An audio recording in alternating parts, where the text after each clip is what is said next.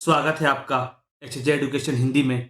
इसके पहले वीडियो में हमने पढ़ा कि डेलीगेशन ऑफ अथॉरिटी क्या होता है और डेलीगेशन ऑफ अथॉरिटी के एलिमेंट्स क्या क्या होते हैं। इस वीडियो में हम लोग समझेंगे कि किसी भी ऑर्गेनाइजेशन में डेलीगेशन ऑफ अथॉरिटी इतना इम्पोर्टेंट क्यों होता है, इतना महत्वपूर्ण क्यों होता है, और साथ ही साथ हम लोग डेलीगेशन ऑफ अथॉरिटी के अलग अलग प्रकार को भी देखेंगे। देखिए, किसी भी ऑर्गेनाइजेशन में मैनेजर या टीम लीडर को अपने काम का कुछ हिस्सा डेलीगेट करना होता है, अपने जिम्मेदारी का कुछ हिस्सा डेलीगेट करना होता है, ताकि मैनेजर या टीम लीडर पर काम का ओवरलोड ना हो जाए और साथ ही साथ ऑर्गेनाइजेशन के गोल्स भी अचीव किए जा सकें।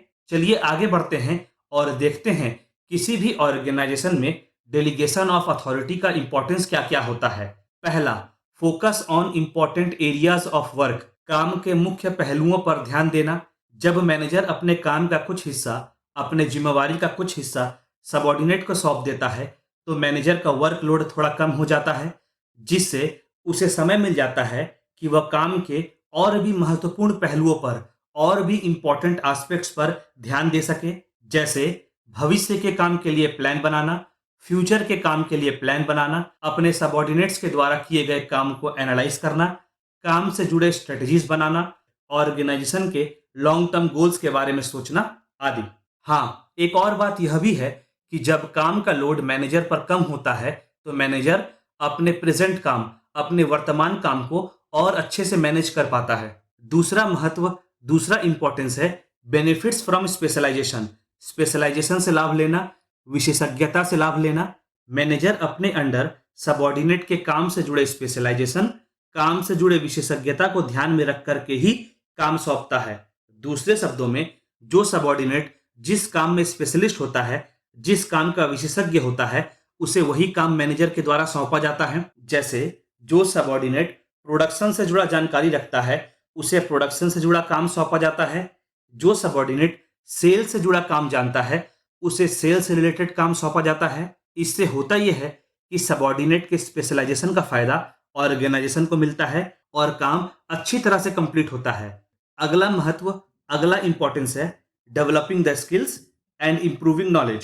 स्किल्स को डेवलप करना और ज्ञान को इंप्रूव करना, कौशल विकसित करना और ज्ञान में सुधार लाना। डेलीगेशन की वजह से सबॉर्डिनेट को तरह तरह के काम करने होते हैं और तरह तरह की जिम्मेवारियां निभानी होती हैं। अलग अलग काम में अलग अलग प्रकार के चैलेंजेस होते हैं, अलग अलग प्रकार की चुनौतियां होती हैं। जब सबॉर्डिनेट अलग अलग टाइप्स के काम को करता है, अलग अलग प्रकार की जिम्मेवारियां निभाता है, तो वह अलग अलग टाइप के चैलेंजेस को भी फेस करता है, चैलेंजेस का भी सामना करता है। इन सब की वजह से सबॉर्डिनेट का काम से जुड़ा स्किल डेवलप होता है और उसका ज्ञान का विस्तार होता है।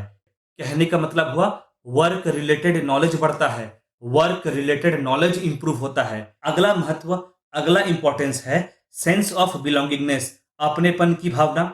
जब मैनेजर अपने काम का कुछ हिस्सा और जिम्मेदारी सबॉर्डिनेट को देता है, सबॉर्डिनेट को एलोकेट करता है, तो सबॉर्डिनेट को ऐसा लगता है कि मैनेजर उसके बारे में केयर करता है, उसके काबिलियत पर भरोसा करता है, टैलेंट पे भरोसा करता है, जिससे मैनेजर के प्रति सबॉर्डिनेट के मन में अपनेपन की भावना डेवलप होती है। यह सबॉर्डिनेट को मोटिवेट करता है कि वे अपने काम को और भी अच्छे से परफॉर्म करें।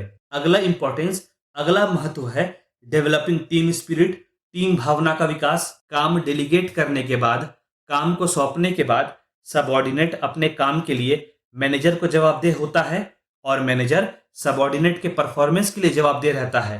तो इससे हम लोग को पता चलता है कि मैनेजर और सबॉर्डिनेट एक तरह से एक दूसरे पर निर्भर होते हैं और दोनों आपस में मिलकर काम करते हैं। इससे टीम स्पिरिट की भावना का विकास होता है। अगला इंपॉर्टेंस है helps in creating hierarchy, hierarchy बनाने में हेल्प करना। डेलीगेशन ऑफ अथॉरिटी की सहायता से ऑर्गेनाइजेशन में एक स्ट्रक्चर का निर्माण होता है जो कि अथॉरिटी और रिस्पॉन्सिबिलिटी का सिस्टम बनाने में हेल्प करता है। कहने का मतलब हुआ डेलीगेशन ऑफ अथॉरिटी की वजह से यह जानना आसान हो जाता है कि किसी पर्टिकुलर काम को करने का अथॉरिटी किसके पास है, किसी पर्टिकुलर काम को करने का अधिकार किसके पास है, या यूं कहें किसी पर्टिकुलर काम के लिए जिम्मेवार कौन है, सबॉर्डिनेट को काम से रिलेटेड रिपोर्टिंग किसे करनी है आदि। जब इन सब का क्लैरिटी सबॉर्डिनेट को हो जाता है तो सबॉर्डिनेट अपने काम को और भी अच्छे से परफॉर्म कर पाता है, और भी सटीक तरह से परफॉर्म कर पाता है, और भी कम समय में अपने काम को पूरा कर पाता है। अब तक हम लोगों ने डेलीगेशन ऑफ अथॉरिटी के इंपॉर्टेंस को, महत्व को पढ़ा। चलिए आगे बढ़ते हैं और डेलीगेशन ऑफ अथॉरिटी के टाइप्स को देखते हैं। General delegation. जनरल डेलीगेशन में जनरल मैनेजरियल फंक्शन जैसे कि प्लानिंग, ऑर्गेनाइजिंग आदि परफॉर्म करने के लिए अथॉरिटी दी जाती है। अब मैनेजमेंट के इन फंक्शन से जुड़े कामों को सबऑर्डिनेट को एलोकेट कर दिया जाता है और जरूरत पड़ने पर मैनेजर सबऑर्डिनेट को हेल्प भी करता है। दूसरा, स्पेसिफिक डेलीगेशन। स्पेसिफिक डेलीगेशन किसी पर्टिकुलर काम या किसी पर्टिकुलर टास्क से जुड़ा होता है। एग्जाम्पल, जब सेल्स डिपार्टमेंट के किसी एम्प्लॉय को सेल्स से जुड़े एक्टिविटी परफॉर्म करने का अथॉरिटी दिया जाता है तो इस प्रकार के डेलीगेशन को स्पेसिफिक डेलीगेशन कहते हैं, क्योंकि यहाँ स्पेसिफिक काम के लिए अथॉरिटी डेलीगेट किया गया है। इस एग्जाम्पल में पर्टिकुलर टास्क, पर्टिकुलर काम हुआ sales related work, sales related activities. तीसरा, formal delegation. Formal delegation organisation structure का या ऑर्गेनाइजेशन के रिक्वायरमेंट का पार्ट होता है। जब किसी सबऑर्डिनेट या एम्प्लॉय को काम सौंपा जाता है तो उसे उससे जुड़े अथॉरिटी भी दी जाती है ताकि वह काम से जुड़े डिसीजंस ले सके और काम को सही से पूरा कर सके। चलिए एक एग्जांपल देखते हैं। जब सेल से जुड़े एम्प्लॉय या सबऑर्डिनेट को सेल से रिलेटेड काम सौंपा जाता है तो साथ ही साथ उसे जरूरी डिसीजन लेने का भी अधिकार दिया जाता है, उसे जरूरी फैसले लेने का भी अधिकार दिया जाता है कि सेल्स कैसे बढ़ाएं, कहाँ कहाँ प्रोडक्ट या सर्विसेज का सेल्स करना है आदि। तो यह फॉर्मल डेलीगेशन को दिखाता है। इस एग्जाम्पल में हमने देखा कि सबऑर्डिनेट या एम्प्लॉय को सेल्स का काम सौंपा गया, सेल्स का काम एलोकेट किया गया तो उसे काम से रिलेटेड फैसले लेने का भी अधिकार दिया गया ताकि वो अपने काम को सही से पूरा कर सके। अगला है इनफॉर्मल डेलीगेशन। इनफॉर्मल डेलीगेशन परिस्थिति के कारण उत्पन्न होता है। इनफॉर्मल डेलीगेशन में कोई एम्प्लॉय या सबऑर्डिनेट किसी काम को इसलिए नहीं करता क्योंकि वह काम उसे सौंपा गया है, क्योंकि वह काम उसे एलोकेट किया गया है।